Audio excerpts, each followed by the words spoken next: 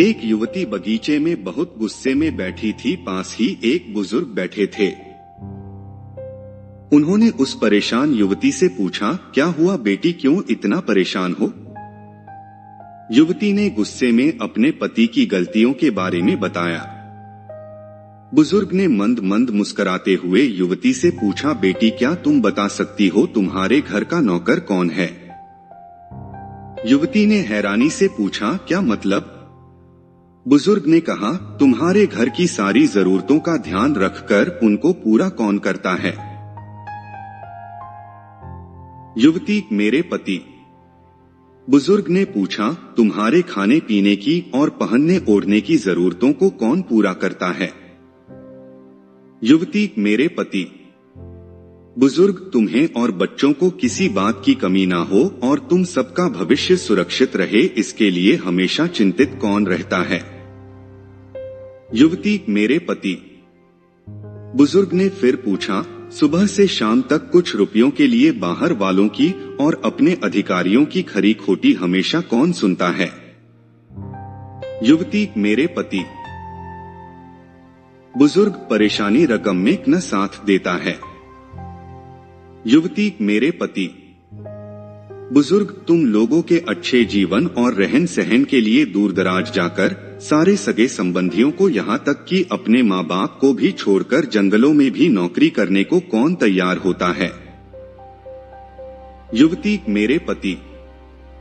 बुजुर्ग, घर के गैस, बिजली, पानी, मकान, मरम्मत एवं रखरखाव, सुख सुविधाओं, दवाइयों, किराना, मनोरंजन, भविष्य के लिए बचत, बैंक, बीमा, अस्पताल, स्कूल, कॉलेज, पास पड़ोस, ऑफिस और ऐसी ही ना जाने कितनी सारी जिम्मेदारियों को एक साथ लेकर कौन चलता है? युवती, मेरे पति।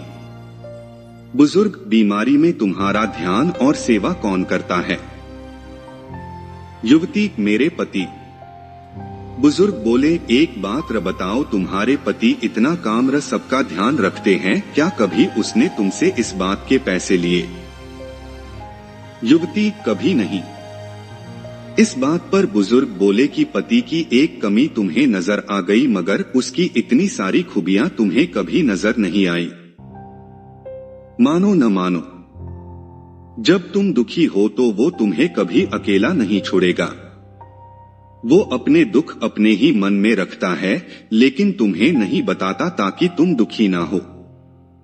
हर वक्त हर दिन तुम्हें कुछ अच्छी बातें सिखाने की कोशिश करता रहता है ताकि वो कुछ समय शांति के साथ घर पर व्यतीत कर सके और दिन भर की परेशानियों को भुला सके।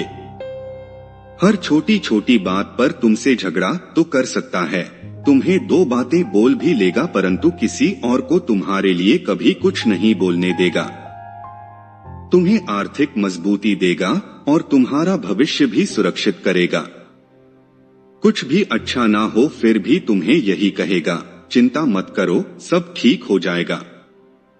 माँ बाप के बाद तुम्हारा पूरा ध्यान रखना और तुम्हें हर प्रकार की सुविधा और सुरक्षा देने का काम करेगा। तुम्हें समय का पाबंद बनाएगा। तुम्हें चिंता ना हो, इसलिए दिन भर परेशानियों में घिरे होने पर भी तुम्हारे 15 बार फोन करने पर भी सुनेगा और हर समस्या का समाधान करेगा। चूंकि पति ईश्वर का दिया एक स्पेशल उपहार है, इसलिए उसकी उपयोगिता जानो और उसकी देखभाल करो। दोस्तों, आपको यह कहानी कैसी लगी हमें अपनी राय कमेंट बॉक्स में जरूर बताएं।